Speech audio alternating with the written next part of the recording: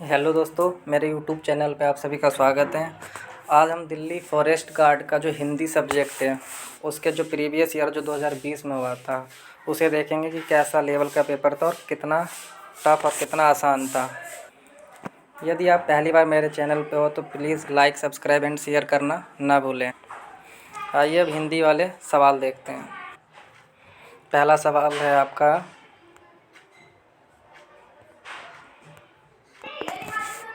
निम्न में सोमधारा का पर्यायवाची क्या है? इसका आंसर हो जाएगा स्वर्ग। सोमधारा का जो पर्यायवाची शब्द है स्वर्ग। अगला देखते हैं, समाई शब्द में कौन सा प्रत्यय है? समाई शब्द में कौन सा प्रत्यय है?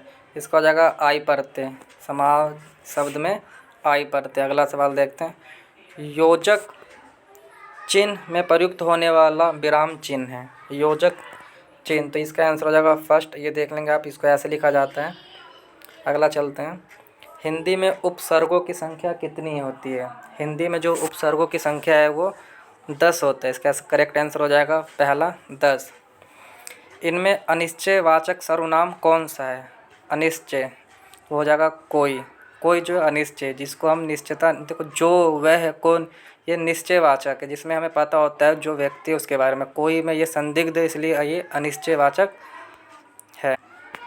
यदि आप ऐसी वीडियो चाहते हो तो प्लीज़ लाइक, सब्सक्राइब, शेयर करना ना भूलें। अगला सवाल है, छठा सवाल, जहर किस शब्द का भाषा है? तो जहर जो ये फारसी भाषा का शब्द है। जहर फारसी भाषा का शब्द है।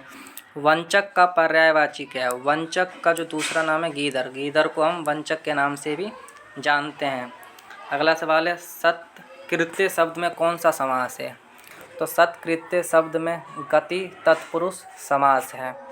अगला है, संघ शब्द में कौन सी संज्ञा है? तो संघ शब्द में समूहवाचक संज्ञा है। अगला सवाल था आपके यहाँ, ये जो 2020 में मार्च में हुआ था, मैं वही पेपर ले रहा हूँ। सेम आपका फॉरेस्ट गार्ड में डिट्टो ऐसा ही पेपर आएगा, इससे अलग नहीं आएगा। तो ये आपको पता चल जाएगा कैसे लेवल के सवाल आए थे। निम्न में से कौन सा वाक्य मिश्र वाक्य, यानी जो दो वाक्यों का जोड़ हो? तो जब राम आएगा तब मोहन आएगा, ये दोनों मिश्र वाक्य है। जब राम आएगा तब मोहन आएगा। तेरे भाग्य खुल गए, भाग्य में कौन सा वचन है? तेरे भाग्य खुल गए में ये बहुवचन भाग है। कौन सा वचन है? बहुवचन। अगला सवाल देखते हैं, कोई आदमी रो रहा है, वाक्य में कोई शब्द क्या है? जो कोई, यही कौन सा है? तो ये सार्वनामिक विशेषण है। कोई सार्वनामिक। अगला है, विषाद शब्द का विशेषण कौन है? विषाद शब्द का जो विशेषण है वो विषण है। ऑप्शन 3 हो जाएगा विषण। अगला देखते हैं, धनिया क्या है?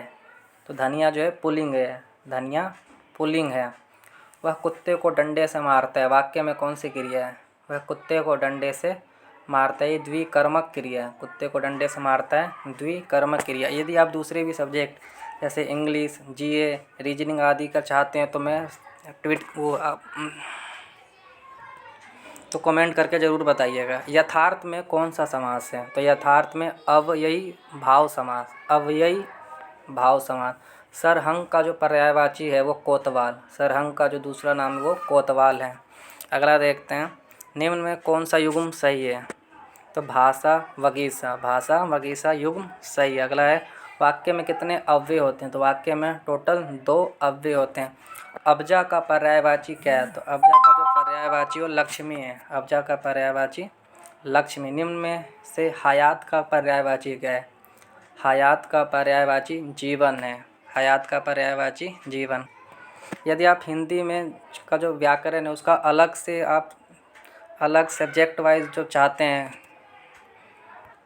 वीडियो डालूँ, जैसे क्रिया, विशेषण, समास, संज्ञा, तो इन सब का एक कमेंट कर दीजिएगा, मैं उसका अलग से एक वीडियो बना दूंगा। तो हयात का जो पर्यायवाची शब्द है वो जीवन है। अगला है, वार्धक्य का विलोम। तो वार्धक्य का विलोम होगा यौवन। यौवन वार्धक्य का अपोजिट विलोम शब्द है। अगला है, समाचार में कौन सा वचन है? तो समाचार ये बहुवचन है। समाचार बहुवचन। वे उठे तो हम सब बैठे, वाक्य में प्रयुक्त काल है। वे उठे तो हम सब बैठे, वाक्य में हेतु मद भविष्यते काल है। हेतु मद भविष्यते काल है। इकाई का विलोम क्या है? इकाई का विलोम है समग्र। इकाई समग्र। इकाई एक समग्र सब।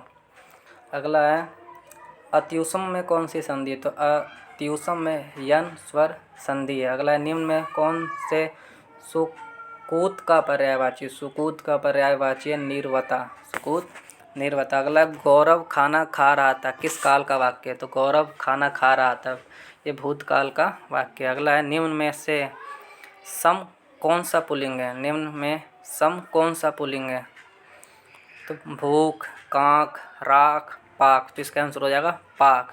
निम्न में सम कौन सा पुल्लिंग है? आंसर पाक। अगला सवाल आपका, कैंची किस भाषा का शब्द है? कैंची, तो ये तुर्की भाषा का शब्द है। निम्न में से कृपा का विलोम शब्द कौन सा होगा? तो कृपा का हो जाएगा कोप, ओपोजिट हो गया कोप। अंधेरा का तत्सम क्या है? अंधकार। अंधेरा का तत्सम अंधकार। लोटा किस प्रकार का शब्द है? लोटा ये देशज शब्द, देशज प्रकार का शब्द है। अगला सवाल है आपका, निम्न में से श्रेय का विलोम कौन सा है? श्रेय का विलोम शब्द है कलंक। अगला सवाल है, जारज का विलोम क्या है? तो जारज का विलोम शब्द है औरस। जारज, औरस। अगला सवाल है, गद्यांश को पढ़े और प्रश्नों के उत्तर दें। तो गद्यांश को मैं एक बार पढ़ के आपको बता देता हूँ। जो समझता है कि वह दूसरों का उपकार कर रहा है वह अबोध है। जो समझता है कि वह दूसरे उसका उपकार कर रहे हैं तो वह भी बुद्धिहीन है। कौन किसका उपकार करता है?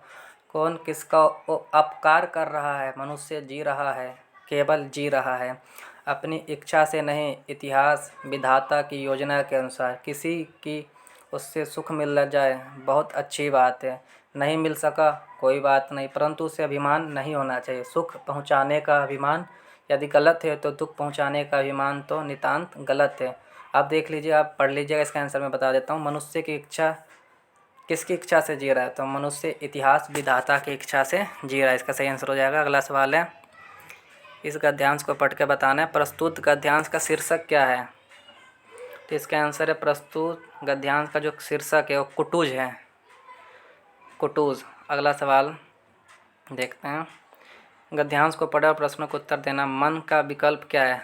तो मन का विकल्प दुख और सुख। मन का विकल्प है दुख और सुख। अगला सवाल देखते हैं, गद्यांश को पढ़ के आंसर देना। जिसके मन अपने नियंत्रण में रहता है वो कैसा है? वो सुखी रहता है। जिसका मन अपने नियंत्रण में रहता है वो सुखी रहता है। अगला सवाल है, प्रस्तुत अपठित गद्यांश में किस विद्या का प्रयोग किया गया है? तो किस विद्या? डायरी, संस्मरण, रिपोर्ट, राज्य और निबंध।